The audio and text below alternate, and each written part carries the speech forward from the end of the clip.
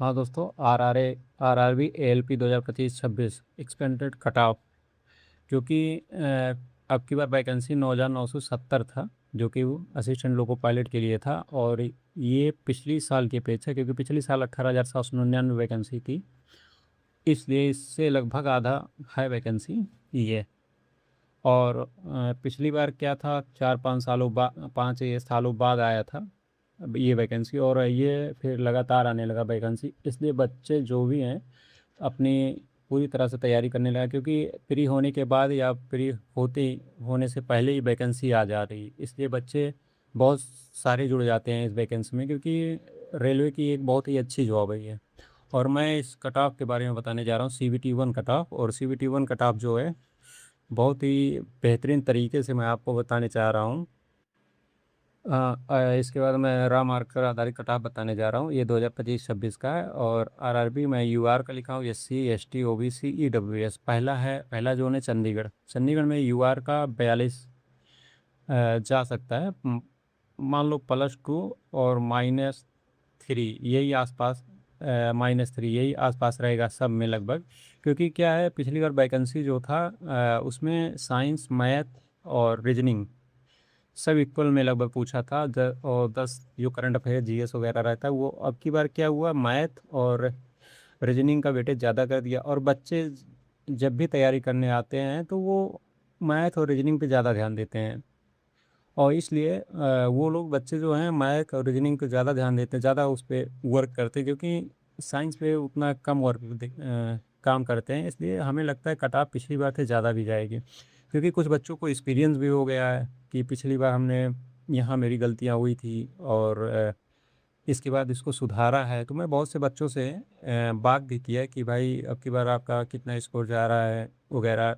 तो वो लोग बताएं कि लगभग भाई 40+ है, यही सब सही हो रहा है आंसर की मिलाने के बाद। तो इसलिए मैं बता रहा हूँ कि मतलब मैथ और वो रीजनिंग जो भी है उसका अच्छा वेटेज था, और बच्चे अच्छा करके आए हैं, जो कि अच्छा खासा कटा देखने को मिलेगा। जैसे भोपाल में देखो 43 मैंने लिखा है। 43 बहुत ज़्यादा नहीं है, क्योंकि आउट ऑफ 75 में 43 लाना अनिवार्य, मतलब समझ लो एक प्रकार से वो है कि अगर हमको कट ऑफ में आना है तो 43 लाना ही पड़ेगा भाई। यूआर के लिए, SC के लिए 37, ST के लिए 35, OBC के लिए 41, EWS के लिए तो 38।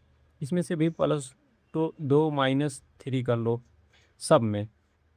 इसके बाद तिरुवनंतपुरम में 40 है यूआर के लिए, SC के लिए 35 है, ST के लिए 33 है, OBC के लिए 38 है, EWS के लिए 33। इसमें भी +2 -2 कर लो। चेन्नई का 39 है, 34 SC का है, ST का 32 है, OBC का 37, EWS का 36 है। इसमें भी +2 -2 हर सब चीज़। जम्मू और श्रीनगर में भी यूआर का 42 ही आसपास जाएगा, SC का भी 37 जाएगा, क्योंकि वैकेंसी कम रहती है। और और बच्चे पिछली वैकेंसियों को देख के ही लगभग अधिकतर फॉर्म डालते हैं। ST का 35 जाएगा, OBC का 40 और EWS का 36, तकरीबन यही जाएगा। और इसी प्रकार अजमेर का मैं जल्दी जल्दी थोड़ा सा बता दे रहा हूँ, उसके बाद मैं बताता हूँ कैसे क्या करना है आपको आगे चल के। अजमेर का है 44, फिर 29 SC में, ST में 36, OBC में 41, 39। अहमदाबाद में 43 यूआर का, और SC का 36, और ST का 35 है, OBC का 40 है, EWS का 38 है। देखो सिकंदराबाद से मैं भरा हूँ। पिछली बार इसका जो कि कट ऑफ गया था 42 गया था आउट ऑफ 100 में। लेकिन मैं जो रॉ मार्क बता रहा हूँ, मेरा पिछली बार 33.33 था, ऐसा था। फिर भी मैं 44 पाया था। मेरा इतना नॉर्मलाइजेशन होने के बाद हुआ था, क्योंकि उसमें क्या हुआ था, मैं 40 ही अटेम्प्ट कर पाया, क्योंकि इस टाइम का इशू हो गया था मेरे पास। क्योंकि मैं बहुत सोचा यार 1 घंटा 75 क्वेश्चन क्यों नहीं होगा, लेकिन मैं नहीं अटेम्प्ट कर पाया, इसलिए इतना ही हो गया। और अब की बार तो ठीक ठाक मार्क है, आगे चल के मैं आपको दिखाऊंगा। हाँ, ये SC का देखो 36 जाएगा, 34 जाएगा, 38 जाएगा, 37 जाएगा। मुंबई में 41 जाएगा, क्योंकि मुंबई में बच्चे बहुत अच्छे खासे रहते हैं, और बाकी अच्छी चीज़ें हैं वहाँ, फैसिलिटी भी रहती है। SC का 34 है, ST का 33 है, OBC का 37 है, EWS का 36 है। और बिलासपुर का है 44, SC का है 38, ST का है 36, OBC का है 43, EWS का 44। अच्छा खासा इसमें भी कटाव जाता है। और बेंगलुरु का है 42, 38 है SC में, ST में है 37, OBC में है 41, और EWS में 38 है। इसमें आप लोग +2 सब में और -2 इस सब में +2 -2 जोड़ते हुए चले जाना है। इससे ज़्यादा कट ऑफ तो नहीं जाएगा। प्रयागराज एक अच्छा खासा जोन है, क्योंकि बच्चे यहाँ से बहुत ज़्यादा फॉर्म डालते हैं और अच्छे खासे फॉर्म भी पढ़ते हैं, और बच्चे भी जो अच्छे रहते हैं पढ़ाई में वो यहीं से अधिकतर डालते हैं। ये भी +2 -2 करके ही चलना है यहाँ सबसे, EWS वगैरह। तो गुवाहाटी गुवाहाटी भी अच्छा है, क्योंकि पटना और बाकी यूपी के बच्चे लगभग गुवाहाटी में ही अधिक चले जाते हैं, क्योंकि पास रहता है थोड़ा सा। 40 38 36, 40 38 यही सब वहाँ भी कट ऑफ जाएगा। और अ, भुवनेश्वर का है ये, UR का 39 है, SC का 36 है, ST का 35 है, और OBC का 38 है, EWS का 37 है। रांची में देखो क्या, रांची में 42, रांची में भी अच्छा खासा कट ऑफ जाएगा। फिर SC का 39 है, ST का 37 है, OBC का 41 है, और EWS का 36 है। सिलीगुड़ी सिलीगुड़ी में 40 है, और SC का 37 है, ST का 36, OBC का 38 है, EWS का 37 है। और मालदा मालदा एक अच्छा जोन है, जो कि यहाँ भी कट ऑफ पाई जाता है। 43 है मालदा का, ये 40 है, और ये ST का 38 है, OBC का 41 है, PWS का 40 है। मालदा के बाद मैं आपको दिखाना चाहता हूँ कोलकाता। कोलकाता जोन अच्छा खासा वहाँ भी जाता है। UR का 44, SC का 38, और ST का 37, OBC का 41, EWS का 38 कट ऑफ। और गोरखपुर गोरखपुर तो आप लोग जानते हैं, वहाँ भी कट ऑफ बहुत हाई जाता है। यहाँ भी +2 और -2 मान के चलो। और UR का 38, SC का 40, ST का 40, OBC का 45, EWS का 42। ये रहा मार्क है आउट ऑफ 75 में।